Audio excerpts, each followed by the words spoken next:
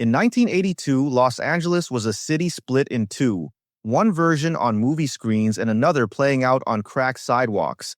The city was bright, busy, booming with Reagan-era optimism, but in the neighborhoods that didn't make the postcards, tension was always there. And that year, far from the cameras and studio lights, an encounter between a young man and the LAPD became a quiet tragedy that would shape the next decade of policing in Los Angeles. His name was James Mincey Jr. He was 20 years old, living with his family in Lakeview Terrace, a quiet part of the San Fernando Valley. He wasn't famous, he wasn't rich, and he wasn't supposed to make history. But on an April afternoon in 1982, a simple traffic stop would end with his name added to a growing list of people who had died in police custody. Victims of a tactic the LAPD insisted was safe. It started as a cracked windshield citation. Officers stopped Mincey near his home and issued a ticket, but when they tried to tow his car, things escalated. Witnesses said Mincey drove off, and officers pursued him back to his house. When he got out of the car and ran inside, more officers arrived. Tear gas was fired into the home, and Mincey eventually stepped outside, coughing, choking, half-blinded. As he emerged, multiple officers grabbed him. What happened next is what killed him. An officer wrapped his arm around Mincey's neck, using what the LAPD called the carotid restraint, a neck hold meant to cut off blood flow to the brain, not air to the lungs. Officially, it was considered a non-lethal way to subdue suspects. In practice, it had already killed people. Within seconds, Mincey went limp. He was handcuffed, placed in a police car, and taken to the hospital. He never regained consciousness. The coroner's report listed the cause of death as neck injury caused by a chokehold. The LAPD called it a tragic accident, but to the Black community and to anyone paying attention, it felt like a pattern. By 1982, Mincey's name wasn't the first. It was one of at least 16 deaths over 7 years tied to the LAPD's use of chokeholds. Most of the victims were Black or Latino. The department had long defended the carotid restraint, claiming that when properly applied, it caused only temporary unconsciousness. The problem was that people kept dying from it, sometimes right there on the street, sometimes later in custody. Officers kept using it, confident that the department would back them up. But after Mincey's death, Los Angeles erupted in anger. Civil rights groups, community leaders, and clergy demanded action. They held rallies outside police headquarters and packed city council meetings, demanding to know why the LAPD's non-lethal tactics were leaving people dead. And this time, even the city's leadership couldn't ignore it. The Los Angeles Police Commission, the civilian body that oversaw the department, held an emergency review.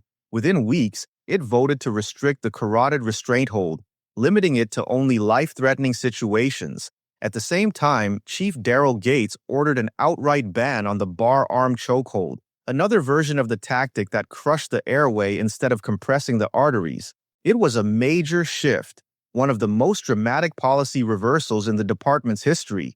But for the community, it didn't feel like enough. The hold was still technically on the books, and the damage had already been done. Then, as if to confirm how out of touch the department really was, Gates made a statement that would haunt him for the rest of his career.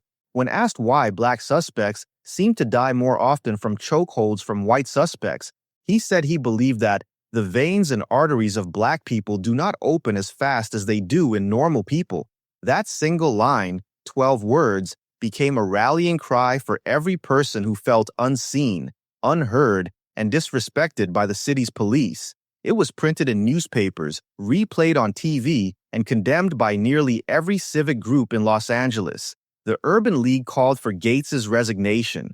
Civil rights leaders said it was proof of institutional racism. The chief tried to walk the comment back, saying he'd been misunderstood, but the damage was done. For years after, the words "normal people" followed him everywhere, and the city never forgot who they were said about. The death of James Mincey Jr. didn't spark riots. It didn't lead the evening news. There was no video to play, no tape to share. It slipped through the cracks like so many deaths before it. But within the LAPD, it changed everything. Officers had lost one of their most commonly used holds. They were angry about it. They said the city had gone soft, that politicians were handcuffing the police instead of the criminals. But history has a way of making cause and effect collide, because when the department took away the chokehold, it didn't take away the aggression. It just changed its shape. Officers leaned harder on batons, flashlights, and swarm tactics. They trained to strike fast, to overwhelm, to control through blunt force instead of restraint. So when 9 years later, in March 1991, the world watched the Rodney King video, four officers surrounding a man on the ground, swinging batons over and over, that moment wasn't new, it was evolution. The officers in that case would later argue that they avoided chokeholds because of the restrictions imposed after Mincey's death. The very policy meant to prevent unnecessary deaths had helped create the optics of a new kind of brutality, one that could be caught on tape. That's why historians and documentarians often mark 1982 as the real beginning of the Rodney King story, because that was when Los Angeles first started to confront the contradiction it had lived with for decades, a police force that saw itself as a military unit in a city that was trying to call itself free. The Mincey family spent years fighting for accountability. The case wound its way through the courts, like so many others. There were protests, hearings, lawsuits, and finally, settlements. In 1987, the city quietly paid compensation to Mincey's child, and by 1993, more than 10 years after his death, the city agreed to a $450,000 settlement with his father, James Mincey Sr., closing one of the longest-running civil cases in LAPD history. No criminal charges were ever filed. No officer lost his job. To the city, it was just another case closed. But to the people who lived under the weight of that system, it was a warning, one that the rest of the country wouldn't hear until almost a decade later. When the Rodney King beating finally exploded across TV screens, it shocked the world, but not Los Angeles. For communities like Lakeview Terrace, the shock had already come and gone in 1982. They'd seen what happened when there were no cameras, no evidence, no outrage. They knew how the system handled those cases, quietly, slowly, and always in the department's favor.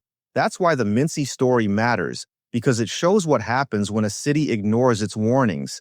James Mincey Jr. didn't have a videotape to defend him, but his death forced the LAPD to confront its own brutality, even if it didn't learn from it.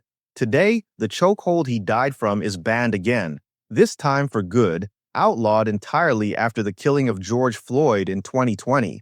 It took nearly 40 years for Los Angeles and the nation to finish what James Mincey Jr.'s family started. If you stand in Lakeview Terrace today, there's no plaque, no memorial, just homes, quiet streets, and the memory of a case that changed the LAPD long before Rodney King ever faced a baton. His name may not be famous, but his story still echoes through every reform, every protest, and every call for accountability that followed. Because before Los Angeles had a videotape to prove its pain, it had the truth, and sometimes that's all history needs.